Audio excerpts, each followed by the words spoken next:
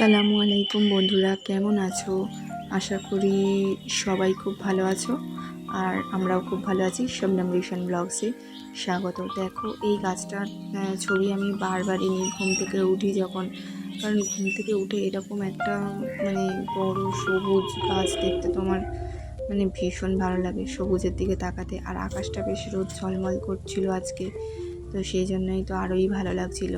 তো সকাল সকাল উঠে আজকে ওপরের ঘরে শুয়েছিলাম। গতকাল এই কদিন ধরে নিচের ঘরে শুচ্ছিলাম। রিশানের শরীর খারাপ ছিল, ও ঘুমিয়ে পড়তো আর আমারও শরীর ভীষণ ক্লান্ত লাগতো, তাই আমিও ঘুমিয়ে পড়তাম আর উঠতাম না। কিন্তু আজকে নিচের ঘরে এত মশা কামড়াচ্ছিল, মশা মারার লিকুইডেও কাজ করছিল না। তো রিশানের পাপা একটু কি বলবো, একটু রাগ রাগ ভাব করছিল যে ওপরে যেতে বলি, এতদিন হয়ে যাচ্ছে উপরে কেউ থাকছো না, এরকম বসতি ঘরে এতদিন ফেলে রাখতে নেই, তো আজকে উপরে যাই। তো সেই কথা ভেবে প্রায় রাত 1টার সময় শুয়েই পড়েছিলাম এক প্রকার বললেই চলে, কিন্তু মশার কামড়াচ্ছিল আর ওই জন্য আমি উপরে চলে এসেছি আজকে। তো ভাবলাম ঠিক আছে, সেই সকালে উপরে এসেছি, সকাল সকাল উঠে যাই। রিশান তো ঘুমাচ্ছে, আর রিশান তো ঘুমালে আমার তো মনে হয় ও ঘুমিয়ে থাকুক, আর কতক্ষণে আমি আমার মোটামুটি সাফ সাফাই কাজগুলো করে ফেলবো।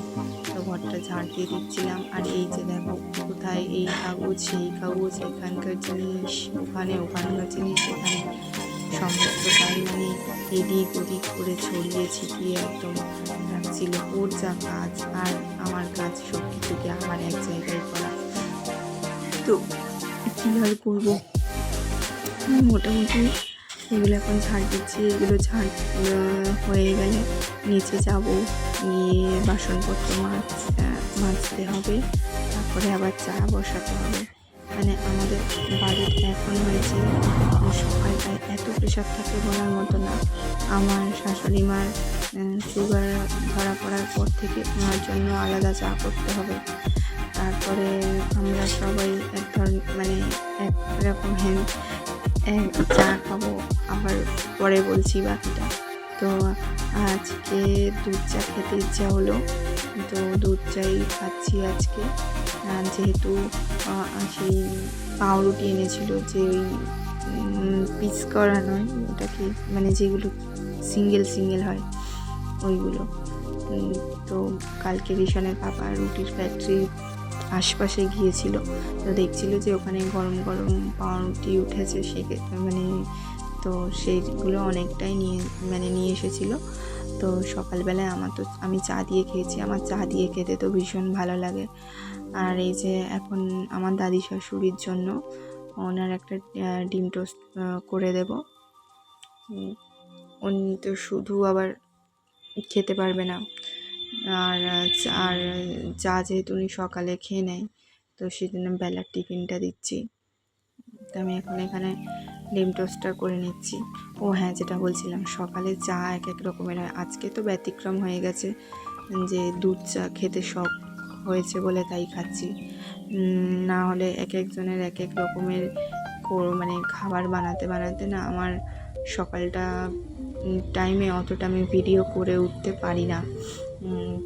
তো আমার দাদি শাশুড়ি আজকে ডিম টোস্ট দিয়েছি বলে আজকে কোনো নেই, নাহলে অন্য দিন যেদিন আমরা রুটি করব সেদিন উনি আবার রুটি খাবে না, ওনাকে আবার সেই ডিম পরোটা করে দিতে হবে, উনি আবার ডিম পরোটা খাবে। তো এক এক দিন এক এক রকমের। ওনার বয়স হয়ে গেছে, তো আসলে বলে দাঁতে চিবোতে পারি না, কিন্তু আমাদের রুটি যথেষ্ট নরম হয়। যারা যারা খেয়েছে তারাই বলেছে যে এত নরম রুটি কী করে বানাও, কিন্তু তবুও উনি খেতে পারে না। ওই যে বলে না, আমার বুড়ো হয়ে গেলে লোহা শক্ত হয়ে যায়, তো ওনার হয়েছে তাই অবস্থা। তো আমি তাড়াতাড়ি যত তাড়াতাড়ি সম্ভব আমি চেষ্টা করি 9টার মধ্যে আমি ওনার ব্রেকফাস্টটা দিয়ে আসার। তো আমার মোটামুটি এটা হয়ে গেছে। আমি আগে ওনারটা দিয়ে এসে আর একটা আমি করে নেব ভাবনার জন্য। ও এসেছে, কিন্তু আমি বেশি আমি ওয়েট করবো না, দিকে দেরি হয়ে গেলে আবার অসুবিধা আছে। তো তাই জন্য আগে ওনারটা দিয়ে আসবো, দিয়ে এসে আর একটা আমি করে নেব। আর ওদিকে বেশ কিছু জামা কাপড়, তো এটা তো আমার রোজকার ব্যাপার। তাকে তো রিশানকে কালকে আমি ডাইপার পরাইনি, ওই যে বললাম না গতকাল রাত্রিতে এসেছিলাম আর ও ঘুমিয়ে পড়েছিল, ক্লান্ত ছিল বলে এই যে বড় কাঁথাটা বিছিয়ে দিয়েছিলাম। তো এটাতে টয়লেট মানে করে দিয়েছিল, তো সেই জন্যই ভাবলাম একেবারে ধুয়ে দিই। আর দেখো না, আমি ছাদে এসেছি, পিছন পিছন বায়না জুড়েছে যে ও আমার সাথে আসবে। তো আবার আসলো, আর কি করা যাবে। আসলে রিশানের ঘুম পেয়ে গেছে, ওকে নিয়ে আসতে ও ঘুমাবে তাই জন্য। আর আমি ভাবছি যে জামা কাপড়গুলো মেলে দিয়ে আসি, একেবারে সেই ওর ঘুম পাড়াতে লাগলে আর মোটামুটি আসতে অনেকটাই লেট হয়ে যাবে। তো আকাশ মোটামুটি ধরে রয়েছে, তো তাই ভাবলাম ওকে একেবারে আমি একেবারে ছাদ থেকে ঘুরে আসি, এসে তারপরে ওকে নেব। তো যাই হোক, মোটামুটি আমি এখন এখানে জামা কাপড়গুলো সব মেলে কমপ্লিট করে নেব। এখন নিচে গিয়ে এখন মেলা কাজ পড়ে রয়েছে। প্রথম কাজ হচ্ছে রিশানকে ঘুম পাড়িয়ে নেব, তারপরে দেখি রান্নার জোগাড় টোগাড় বা ঘরটর ঝাঁটফাট, নিচের ঘরটরগুলো ঝাঁটফাট দেওয়ার থাকলে করে নেব। আর যদি কোনো এঁটো বাসন টাসন থাকে সেগুলোও আমি মেজে নেব। ও হ্যাঁ, আজকে আমাদের একটা নিমন্ত্রণ বাড়িতে যাওয়ার আছে। আমার একটা বান্ধবীর ছেলের অন্নপ্রাশন আছে। আমরা কলেজ লাইফটাই একসাথে সব পড়েছিলাম, তো আজকে আমরা সেখানেই যাব অনেক দিন পরে। সেই মোটামুটি আমাদের বিয়ে হয়েছে প্রায় 3.5 বছর, আর সেই 3.5 বছরের মধ্যে আর কারোর সাথে কারোর দেখা সাক্ষাৎ নেই।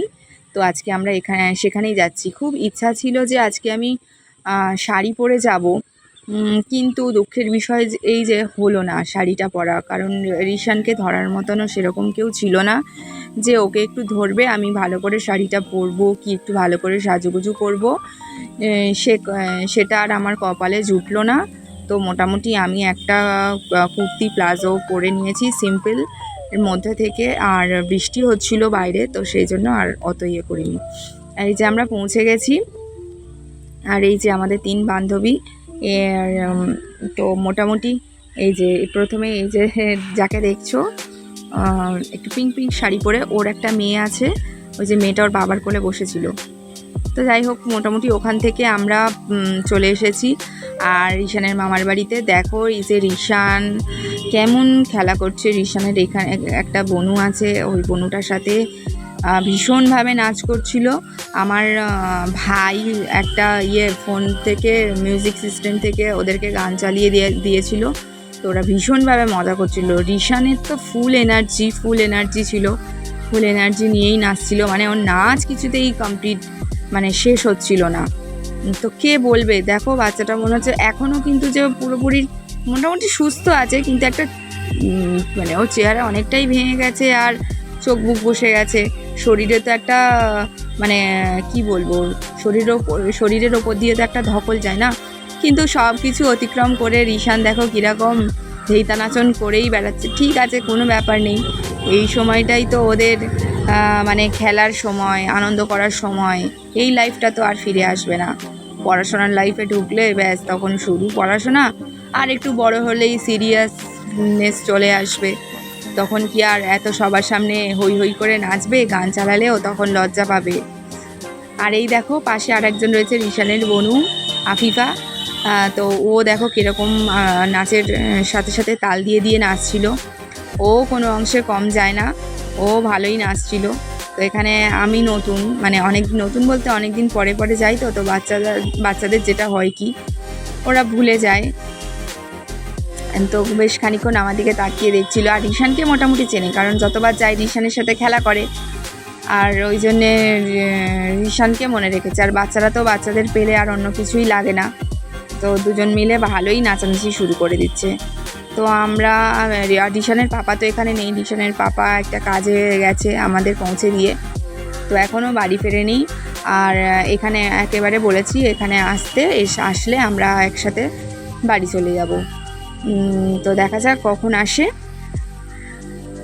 আর বন্ধুরা, এই কদিন রিশানের নিয়ে একটু নাটাঝামটা খেতে হয়েছে, তো সেই জন্য আমি ভিডিও ঠিকঠাক টাইমে বা একটু নেটওয়ার্কের প্রবলেমে আমি সঠিক সময় ভিডিও আপলোড করতে পারিনি। এবার থেকে আবার নতুন ভিডিও চলে আসবে। টাটা।